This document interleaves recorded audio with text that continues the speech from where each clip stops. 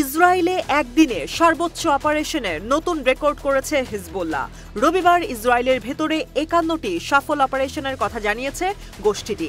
এর আগে গত অক্টোবর মাসে একদিনে ৪৮টি অপারেশন পরিচালনা করেছিল তারা। আর এভাবেই ইসরায়েলি আগ্রাসনের প্রতিরোধ গড়ে লেবাননের মাটিকে রক্ষা করে চলেছে তারা। প্রতিরোধ গোষ্ঠীগুলোর সমর্থিত মিডিয়াগুলো এই তথ্য জানিয়েছে। এদিকে এক বিবৃতিতে হিজবুল্লাহ বলেছে, তারা প্রথমবারের মতো দক্ষিণ ইসরায়েলের আশদোদ নৌঘাঁটিতে এক ঝাঁক ড্রোন সহ বিমান হামলা শুরু করেছে। একই সাথে ক্ষেপণাস্ত্র দিয়ে তেল আবিবের কাছাকাছি পালমাচিম ঘাঁটিতেও বোমা হামলা করেছে তারা।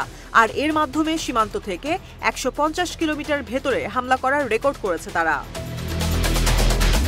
বিবৃতিতে আরও বলা হয়েছে, এদিন ৩৫০টিরও বেশি রকেট ছুড়েছে তাদের যোদ্ধারা।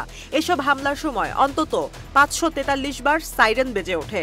এ সময় আশপাশের অঞ্চলের ৪০ লাখ অবৈধ বসতি স্থাপনকারীরা বিভিন্ন নিরাপদ আশ্রয়ের খোঁজে ছোটাছুটি শুরু করে। অন্যদিকে হিজবুল্লাহর রকেট হামলায় উল্লেখযোগ্য ক্ষয়ক্ষতি ও হতাহতের ঘটনা ঘটেছে বলে নিশ্চিত করেছে ইসরায়েলি মিডিয়া।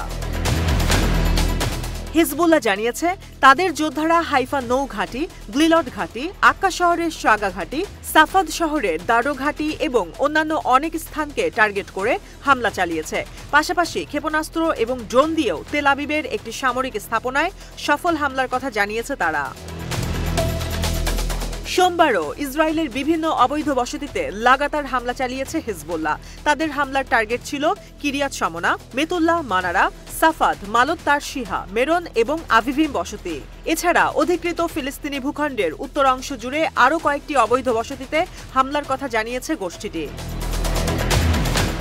এদিকে হিজবুল্লাহ দক্ষিণ লেবাননমুখী বাইদা দেইর মিমাস, আইতা আল শাব এবং খিয়াম শহরের দিকে সব রকম ইসরায়েলি আক্রমণ এবং অনুপ্রবেশের চেষ্টা সফলভাবে প্রতিরোধ করেছে।